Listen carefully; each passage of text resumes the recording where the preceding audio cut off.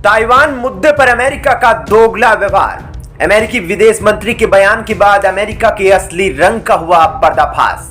क्या भारत को धोखा दे रहा है अमेरिका? चीन के साथ मिलकर भारत की पीठ में छुरा घोंपने की फिराक में अमेरिका।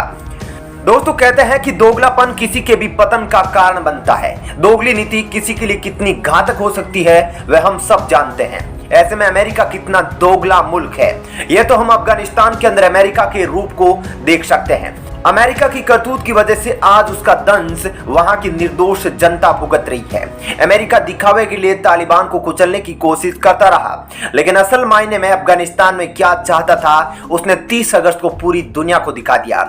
अमेरिका ने किसी भी देश का हित नहीं देखा जो कि अफगानिस्तान से जुड़ा था, और अफगानिस्तान में तालिबान के राज के बाद खतरा उन देशों पर मंडराया है जिसमें हमारा भारत भी शामिल है। लेकिन अमेरिका इतने से नहीं रुकने वाला। अमेरिका अब ताइवान के मसले पर भी दोगला रुख अपना चुका है।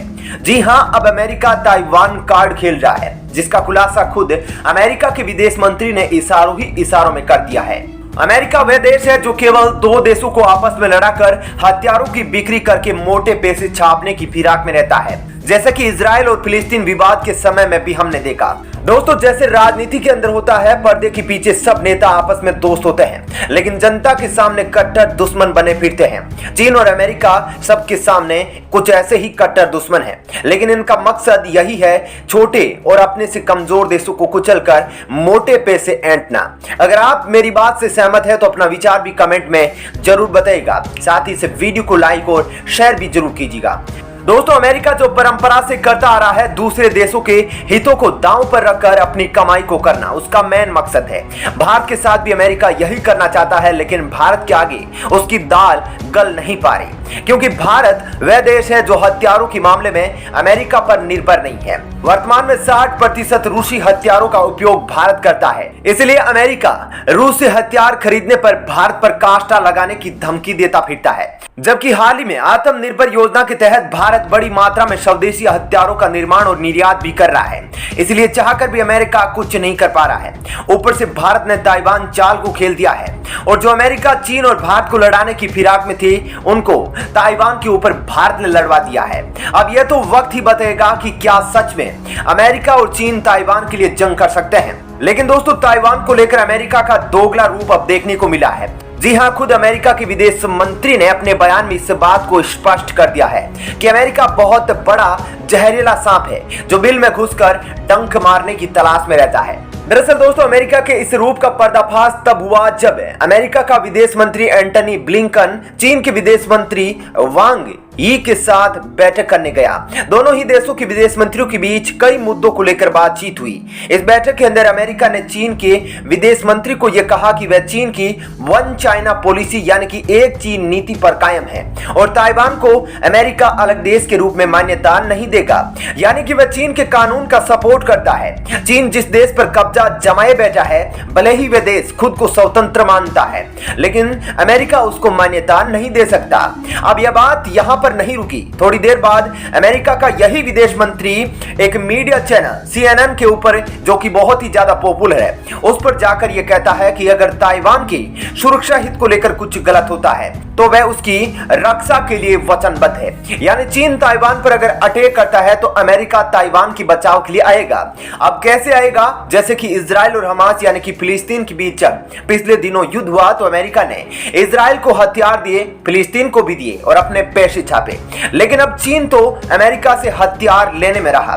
ऊपर से चीन दुनिया की दूसरी बड़ी इकोनॉमी है, लगातार अमेरिका की सुपर पावर वाली कुर्सी को छीनने की ओर बढ़ रही है। इसलिए अमेरिका का जो मकसद है वह ताइवान को अपने हथियार देना है, ताकि युद्ध कुछ दिन टिक सके और अपने मजबूत हथियारों के बल पर ताइवान चीन के साथ कुछ जंग कर सके। और जितने दिन जंग चलेगी अमेरिका को उतना ही फायदा होगा।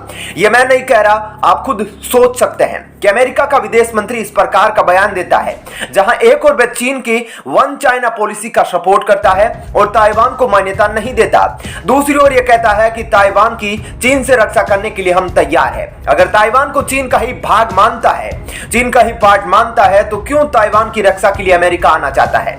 वहीं अमेरिका के इस बयान के बाद और इस मीटिंग में चीन ने भी अमेरिका को बड़ी खरी खोटी सुनाई।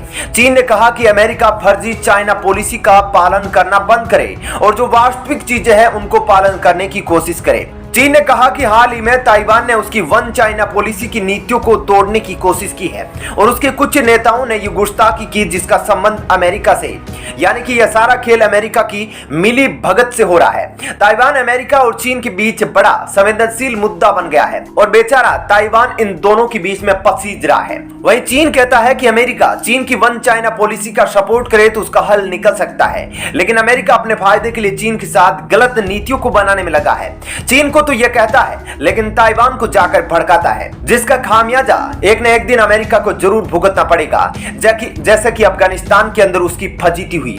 वहीं दोस्तों इस मीटिंग के बाद जो कि अमेरिका की विदेश मंत्री ब्लिंकन और चीन की विदेश मंत्री वांग यी के साथ हुई, इसके बाद बीजिंग स्थित Chinese academy of social sciences में रिसर्च फेलो लू शियांग ने हांगकांग के अखबार साउथ चाइना मॉर्निंग पोस्ट से कहा, रविवार को ब्लिंकन ने जो बयान दिया है वह रणनीतिक अस्पष्टता के दायरे में आता है, लेकिन ऐसा लगता है कि अमेरिका एक मुद्दा खड़ा कर रहा है ताकि चीन के साथ सौदेबाजी में उसका फायदा उठा सके।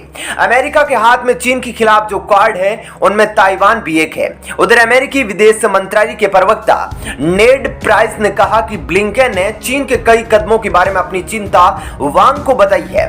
उन्होंने कहा कि चीन के ये कदम ऐसे हैं जिनसे नियम आधारित अंतर्राष्ट्रीय व्यवस्था की अनदेखी होती है और जो हमारे और हमारे सहयोगी देशों के हितों और उसूलों के खिलाफ है।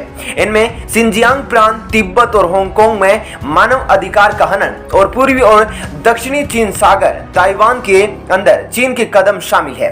अब जैसा कि दोस्तों उस अखबार में कहा गया है, अमेरिका इसी ताइवान कार्ड का फायदा उठाकर कई देशों को चीन के खिलाफ भड़का चुका है। हालांकि चीन भी इतना दूर से धुला देश नहीं है दोस्तों जो कि इस प्रकार की बयानबाजी करे और खुद वन चाइना पॉलिसी नीति को लागू करने पर जोर दे। चीन एक विस्तारवादी सोच वाला राक्षस है तो वहीं अमेरिका पैसों की भूख वाला और सौदेबाजी वाला राक्षस है जो अपनी सुपर पावर वाली कुर्सी को बचाने के लिए किसी भी हद तक जाने के लिए तैयार है। वही अमेरिका की इस दोगली नीति से यह स्पष्ट हो जाता है कि अमेरिका केवल और केवल किसी भी देश के साथ अपने फायदे को देखता है, ना कि उसके हितों को। परंतु वर्तमान में भारत की जो विदेश नीति है, कूटनीति चाल है, उसके आगे अमेरिका भी झुकने को मजबूर हो गया है। हाल ही में हमने देखा कि प्रधानमंत्री मोदी की अमेरिका यात्रा के दौरान और G20 में प्रधानमंत्री और बाइडेन की मुलाकात कितनी शानदार रही और यह दिखा रही है कि भारत का कद लगातार विश्व पटल पर बढ़ रहा है। लेकिन अमेरिका भारत की इससे बढ़ते कदम को नहीं चाहता है, ना ही चीन चाहता है। इसलिए अब अमेरिका चाहकर भी भारत के साथ कुछ कर नहीं सकता क्योंकि भारत ने भी ताइवान चाल को खेल रखा है।